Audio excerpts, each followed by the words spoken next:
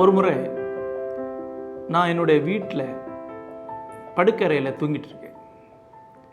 என்னுடைய படுக்கறையுடைய பக்கத்து அறையில் என்னோடய பையன் ஒரு படம் பார்த்துட்ருக்கான். என்னுடைய பையன் அஜிதன் பேர், மணிரத்னத்துடைய உதவியாளர், தத்துவத்தில் முதுகலை பட்டம் பெற்றிருக்கிறான். மேலை இசை, மேலை தத்துவம் ஆகியவற்றில் பயிற்சியும் ஈடுபாடும் உண்டு. நாவல் ஆசிரியராகவும் சிறுகதை ஆசிரியராகவும் இன்றைக்கு தமிழில் பரவலாக அறியப்பட்டிருக்கிறான். அப்போது கருப்பு வெள்ளை படங்கள் அவனுக்கு பெரிய ஈடுபாடு இருந்த காலம். இப்போ தொடர்ந்து ஒரு நாளைக்கு 2-3 படங்கள் பார்க்குற வழக்கம் இருந்தது. நான் அரை தூக்கத்தில் இருக்கேன். பக்கத்தில் இருந்து அந்த படத்துடைய பின்னணி இசை நான் கேட்டுட்டு இருக்கேன். அந்த பின்னணி இசைன்னு எனக்கு தெரியாது, அரை தூக்கத்தில் என்னன்னு தெரியாது. ஆனால் எனக்கு மிக கொடூரமான சித்திரங்களாக வருது. அதாவது உடைந்து போன தேவாலயங்கள் மாதிரி, அல்லது உடைந்து போன ஐரோப்பிய கோட்டை மாதிரி கனவுகள், இருட்டு, அப்புறம் விதமான முடை நாற்றம், பழைய பாசி பிடிச்ச ஏதோ நாற்றம், ரொம்ப கெட்ட கனவுகளாக இருந்து அப்புறம் நான் திருக்கிட்டு எந்திரிச்சு கதவை திறந்து வெளியே போய் இவன் என்ன படம் பார்க்குறான்னு பார்த்தா 1952 வந்த ஒரு ட்ராக்குலா மூவி, கருப்பு வெள்ளை படத்தை பார்த்துட்ருக்கான். அதனுடைய பின்னணி இசை தான் இவ்வளவு கனவுகளை எனக்கு உருவாக்கியிருக்கு. அப்போ அந்த பின்னணி இசை எவ்வளோ வலுவானது என்று யோசித்து பாருங்கள். வெறும் இசை அந்த படத்தையே ஒரு நினைவில் கூட்டுற முடியாது. அந்த படத்துடைய ஏறத்தாழ எல்லாத்தையும் அந்த இசை சொல்லிகிட்டு இருக்கு. அப்போ பின்னணி இசை என்பது அவ்வளோ வலுவானது. அந்த பின்னணி இசை எங்கிருந்து வந்திருக்கிறது? பல பேருக்கு தெரியாது. மேலை நாட்டு மரபிசையில் இருந்து தான் பின்னணி இசை உருவாகி வந்திருக்கு. நம்முடைய இசைக்கு மேலை இசைக்கு நிறைய வேறுபாடு இருக்குது. நம்முடைய இசை இன்னிசை என்பது மெலடி சார்ந்தது, வரிகள் சார்ந்தது, ஒற்றை உணர்ச்சிகள் சார்ந்தது, ஒருவர் உணர்ந்து லயித்து பாடுவதுதான் நம்முடைய இசை. ஆனால் மேலை இசை என்பது ஆர்கெஸ்ட்ரல் என்று சொல்லுவாங்க. பல கருவிகள் பல பேருடைய பங்களிப்போடு செய்யப்படக்கூடியது. ஒத்திசைவு தான் அதனுடைய இயல்பு. அது ஒரு பொது கரு சார்ந்து உருவாக்கப்படுகிறது. அப்புறம் மேலை இசை என்பது அங்கே இருக்கக்கூடிய 3 இசைகளுடைய தொகுப்பு. காஸ்பல் இசை என்று சொல்வார்கள், மதம் சார்ந்த சர்ச்சு சார்ந்த இசை. அங்கே இருக்கிற ஜிப்சிகளுடைய நாடோடிகளுடைய இசை, அங்கே இருக்கக்கூடிய அரசு சபை சார்ந்த இசை அல்லது நாடகம் சார்ந்த இசை, கூத்து சார்ந்த இசை. இந்த 3 கலந்து ஐரோப்பாவில் உருவான ஒன்று தான் ஐரோப்பிய நவீன இசை. அது ஒரு பெரிய மரபு. அந்த மரபிலிருந்து தான் மேலை நாட்டிலேயே ஓப்ரா இசை வந்திருக்கிறது. ஓப்ரா என்பது அங்கே இருக்கக்கூடிய இசை நாடகம். அந்த ஓப்ரா இசையிலிருந்து தான் சினிமாவுக்கான இசை வந்திருக்கு. ஆரம்ப காலத்திலே சினிமாவுக்கு இசை போட்டவர்கள் எல்லாமே நாடகங்களுக்கும் ஓப்ராக்களுக்கு இசை போட்டவர்கள். ஆகவே அவர்கள் ஒரு மரபை உருவாக்கினார்கள். அந்த மரபு தான் இன்றைக்கு வரைக்கும் சினிமாவில் இருக்குது. அந்த மரபை ஒட்டி தான் இங்கே சினிமாவுக்கு மியூசிக் போடுறாங்க. இந்திய இசையை மிக குறைவாக தான் சினிமாவில் பயன்படுத்த முடியும். ஏனென்றால் அது அந்த பின்னணிய இசையாக அது அமைய முடியாது. ஆரம்ப காலத்திலே கொஞ்சம் முயற்சி செய்தார்கள், ஆனால் அது அமையாது. இதுக்கு ஆர்கெஸ்ட்ரல் சுபாவம் அதுக்கு கிடையாது. மேலை இசையில் பெரிய எக்ஸ்பெரிமெண்ட்ஸ் நடந்திருக்கு. தொடர்ந்து பெரிய மாஸ்டர்ஸ் வந்திருக்கிறாங்க. பாக், மொசாத், பீத்தோவன் அண்ட் மிகப்பெரிய இசையமைப்பாளர் என்னுடைய மகன், அவருடைய மிகப்பெரிய ஒரு ஃபேன் வாக்னர். இவங்க எல்லாம் சேர்ந்து மேலை இசைக்கு நிறைய வண்ணங்களை கொடுத்துருக்குறாங்க. ஒன்று தொலைவு, அண்மை ஆகியவற்றை அந்த இசை காட்டும். ஒரு பெரிய ஸ்பேஸை காட்டும். ஒரு சின்ன ஏரியாவை இங்கே அதை காட்ட முடியும். ஒரு பெரும் கூட்டம் அந்த இசை வழியாக வெளிப்படலாம்.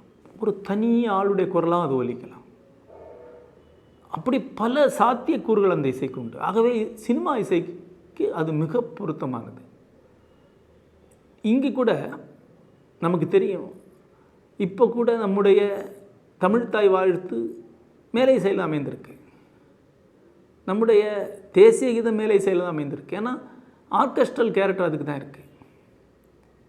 இந்த இசையை தெரிந்து கொள்ளாமல் நாம் இன்றைக்கு படம் பார்த்து கொண்டிருக்கிறோம். ஓகே, ஒரு பொழுதுபோக்குக்காக படம் பார்க்கறதுக்கு சரி. ஆனால் படத்தை நுணுகி அறிய வேண்டும் என்றால் கொஞ்சமாவது மேலே இசை பயிற்சி இருக்கணும். இல்லை என்றால் பார்க்குற படம் 3/1 தான் உங்களுக்கு வந்து சேருகிறது என்பதுதான் பொருள். மேலே இசை அறிந்து கொள்ளாவிட்டால் இன்றைக்கு இருக்கக்கூடிய தமிழ் திரைப்பட இசையை கூட நம்ம முழுசாக தெரிந்து கொள்ள முடியாது. ஏனென்றால் தமிழ் திரைப்பட இசை என்பது இந்திய இசை கிடையாது. அதில் ஒரு சிறு பகுதி தான் இந்திய இசை. கர்நாடக சங்கீத ராகங்கள் ஓரளவுக்கு தான் இங்கே பயன்படுத்தப்படுகின்றன.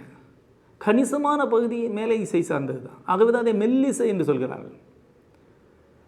மேலை இசையிலே பல நவீன இசை மரபுகள் உருவாகி வந்தன.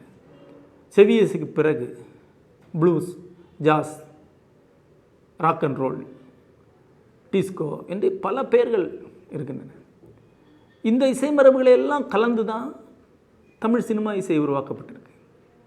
இன்றைக்கு நாம் தமிழ் சினிமா பற்றி பேசுகிறோம், தமிழ் திரை இசையை பற்றி பேசுகிறோம்.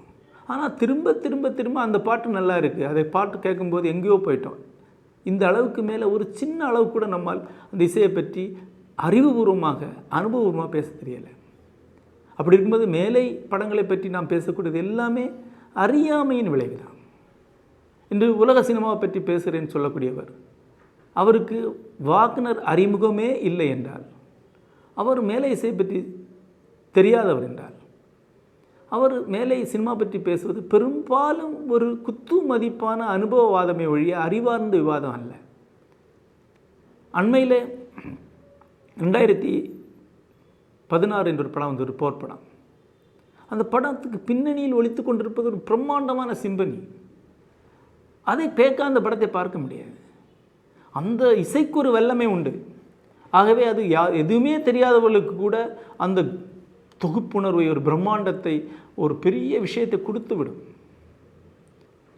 எந்திரன் படத்துடைய முதல் பகுதியில் ஏஆர் ரஹ்மான் இசை வழியாக ஒரு பிரம்மாண்டத்தை உருவாக்கியிருப்பார். நவீன இசை வழியாகவே ஒரு பிரம்மாண்ட உணர்வை உருவாக்கியிருப்பார். அதற்கு நாம் கேட்க வேண்டிய பெரிய பயிற்சி எடுக்க வேண்டியதில்லை, ஏன்னா நம்மை வந்து சேரும் அது. ஆனால் நுட்பமாக ரசிக்க வேண்டும் என்றால் நான் அறிந்து கொண்டிருக்க வேண்டும். ஒரு நவீன மனிதன் இன்றைக்கு மேலை செவ்வியல் இசையை ஓரளவுக்கேன்னு அறிந்து கொள்ள வேண்டும். அதை எப்படி அறிந்து கொள்வது? ஒன்று, இந்த நூற்றாண்டிற்கு வாழக்கூடிய ஒருவனுக்கு மிகப்பெரிய வாய்ப்பு என்பது எல்லாமே கைக்கு கிடைக்கின்றன என்பதுதான். மிகப்பெரிய துரதிர்ஷ்டம் ஒன்று உண்டு. எல்லாமே கைக்கு கிடைக்கும் போதும் ஏற்கனவே எதை கேட்டுக்கொண்டிருக்க அதையே கேட்டுக்கொண்டிருப்பவர்கள் தான் மிக பெரும்பாலானவர்கள். இன்றைக்கு உலகத்திற்கு அத்தனை இசையை நீங்கள் இணையத்தில் கேட்கலாம். ஆனால் எத்தனை பேர் கேட்பார்கள்? கேட்கும் பழக்கம் இருக்க வேண்டும், கேட்கும் ரசனை அடிப்படை இருக்க வேண்டும், ஒரு தொடக்கமாக இருக்க வேண்டும். அது கூட கிடையாது. இணையத்திலே பாட்டு கேட்பேன் கேட்பவர்களை நான் கேட்பேன். ஆனால் மொத்தமாகவே எம்எஸ்வி, கேவி மகாதேவன், இளையராஜா, ரஹ்மான் எல்லாம் சேர்த்து ஒரு 100 பாட்டுக்குள் தான் கேட்டுக்கொண்டிருப்பார். அதுக்கு வெளியே அவரால் கேட்க முடியாது. அது ஏற்கனவே கேட்ட பாட்டு, சின்ன வயசில் கேட்ட பாட்டு. ஆனால் இன்றைக்கு அவ்வளோதை கேட்கறதுக்கான வாய்ப்பு இணையம் வழங்குகிறது. அதற்கு ஒரு சின்ன தொடக்கம் தான் நமக்கு தேவை. அந்த தொடக்கம் எப்படிப்பட்டது? முதலில் அந்த இசை சார்ந்து ஒரு முறையான அறிமுகம் நமக்கு தேவை. நான் சொல்வது வாசிப்பதற்கான அனுபவம் அல்ல, வாசிப்பதற்கான அறிமுகம் அல்ல. ஒரு இசைக்கலைஞருக்கான பயிற்சி என்பது முற்றிலும் வேறான, அது வேறு. ஒரு வயலின் இசைக்கலைஞர் அல்லது ஒரு ஹார்மோனிய கலைஞர், ஒரு பியானோ கலைஞர் மேலே இசை கற்றுக்கொள்வது என்பது வேறு. நான் கேட்பதற்கான பயிற்சி, ஒரு நாகரீக மனிதன் கேட்பதற்கான பயிற்சி சொல்கிறேன், ஒரு அடிப்படை பயிற்சி சொல்கிறேன். அதற்கு மேலே இசையுடைய வெவ்வேறு காலகட்டங்களை கொஞ்சம் தெரிந்து கொள்ள வேண்டும். அதில் இருக்கக்கூடிய வெவ்வேறு கூறுகளை கொஞ்சம் தெரிந்து கொள்ள வேண்டும். இந்த இசை இந்த இசை என்று இவை ஒருங்கிணைந்து மேலே இசை உருவான வரலாறை தெரிந்து கொள்ள வேண்டும். அதன் பிறகு மேலே இசையில் தீம் எப்படி உள்ளே வந்தது என்பதை தெரிந்து கொள்ள வேண்டும். இசை என்பது வெறும் இசையாக இல்லை. மேலே இசையில் பேசு பொருள், ஃபிலசபிக்கலான தத்துவார்த்தமான பேசு பொருள் ஒன்று உண்டு. பீத்தோவனுக்கு பிறகு உருவாகி வந்தது. அதாவது அந்த இசை வெறுமே ஒரு இசையை மட்டும் கொடுக்கவில்லை, அது ஒரு கருப்பொருளையும் பேசுகிறது, ஒரு உணர்வு நிலைகளை சொல்கிறது. அது ஒரு காவியம் போல, ஒரு நாடகம் போல உணரத்தக்கது. அதை தெரிந்து கொண்டு அந்த இசையை கேட்கும்போது முற்றிலும் வேறொன்றாக இருக்கும். அதற்கு ஒரு முறையான அறிமுகம் தேவை. அந்த அறிமுகத்தை வெறும் ஒரு இசைக்கலைஞர் இன்றைக்கு அளித்து விட முடியாது. இன்றைக்கு சென்னையில் மேலை இசையோட எந்த பகுதியுமே வாசித்து விடக்கூடிய நிபுணர்கள் இருக்கிறார்கள். அவர்களாம் திரைப்படத்துக்கு வாசிக்கிறார்கள். ஆனால் அந்த இசையை பற்றி விளக்க அவர்களால் முடியாது. அவர்களால் அந்த இசையுடைய உள்ளடக்கத்தை சொல்லவே முடியாது. அதனுடைய வரலாற்று காலகட்டத்தை அவர்களால் சொல்ல முடியாது. அதற்கு மேலை பண்பாடு கொஞ்சம் தெரிந்திருக்க வேண்டும், மேலை தத்துவம் தெரிந்திருக்க வேண்டும். மேலை பண்பாட்டின் ஒரு பகுதியாகத்தான் இந்த மேலை செவியல் இசை உருவாகி வந்திருக்கிறது. மேலை தத்துவத்தின் ஒரு பகுதியாகத்தான் உருவாகி வந்திருக்கிறது. இருந்து பிரித்து பார்க்கவே முடியாது. வாக்னரை அவர் காலகட்டத்துடைய தத்துவ சிந்தனையிலிருந்து பிரித்து பார்க்க முடியாது. வாக்னர் அவர் காலகட்டத்தில் பல்வேறு பேகன் மித்துகள், கிறிஸ்தவ மரபு அல்லாத மரபை சார்ந்த தொன்மங்களை சார்ந்து தன்னுடைய ஓப்பரா வடிவங்களை உருவாக்கினார். அதற்கு முன் இருந்த பல ஓப்பராக்கள் கிறிஸ்தவ மரபை சார்ந்தவை. இந்த வேறுபாடு வழியாக அவர் தீவிரமான சில உணர்வு நிலையை உருவாக்குகிறார். அதற்கு அவருக்கு அடிப்படை என்ன, அந்த மனநிலையில் என்ன என்பதை ஒருவர் விளக்கியாக வேண்டும். ஆகவே தத்துவமும் மேலே பண்பாடும் தெரிந்த ஒருவர், மேலே இலக்கியம் வழியாக கற்றுக்கொண்ட ஒருவர் இசையை விளக்க வேண்டும். அப்படி ஒரு அறிமுகம் நமக்கு கிடைக்கும் என்றால் ஒரு ஒட்டுமொத்தமான பார்வை கிடைத்து விடுகிறது. அந்த பார்வை நாம் பார்க்கக்கூடிய எல்லா சினிமாவை மாற்றிவிடும். அதுவரைக்கும் நாம் பார்த்து கொண்ட பல சினிமாக்கள் முற்றிலும் புதிய ஒளியை தெரிய ஆரம்பிக்கும். அந்த சினிமாவுடைய வேறொரு பரிணாமம் நமக்கு தெரியும். அதே போல் பல புதிய திரைப்படங்களை நாம் கண்டடைய ஆரம்பிப்போம். அதற்கு முன் நமக்கு எந்த வகையில் நமக்கு ரசனைக்கு உரியதாக இருந்த பல படங்கள் புதிய ஒளிச்சத்தில் நமக்கு தெரிய ஆரம்பிக்கும். ஆக மேலே இசை என்பது இன்று நாம் வாழ்ந்து கொண்டிருக்கக்கூடிய நவீன உலகத்தை தெரிந்து கொள்வதற்கு மிக அடிப்படையான ஒன்று. அந்த பயிற்சி அளிப்பதற்கான ஒரு கலாச்சார பின்புலம் கொண்ட ஒருவர் தேவை. அந்த பயிற்சியை நம்முடைய பயிற்சி வகுப்பில் ஒரு பகுதியாக அஜிதன் நடத்தினார். 3 வகுப்புகளுக்கு மேல் பீத்தோவன் இசை ரசனை வகுப்புகள் நடத்தியிருக்கிறார். ஒரு 60-70 பேர் அதில் பங்கெடுத்திருக்கிறார்கள். அது அந்த இசையுடைய பின்னணியை தெரிந்து கொள்வது, அந்த இசையின் அடிப்படைகளை கேட்டு தெரிந்து கொள்வது, ஒரு தொடக்கத்தை உருவாக்குவது என்ற அளவில் மிக முக்கியமான தொடக்கம். அதன் பிறகு அதில் ரசனையும் அதில் ஈடுபாடும் கொண்டவர்கள் தொடர்ந்து இணையம் வழியாக கேட்டு மேலே செல்ல முடியும். ஒரு நல்ல திறப்பு நமக்கு தேவைப்படுகிறது.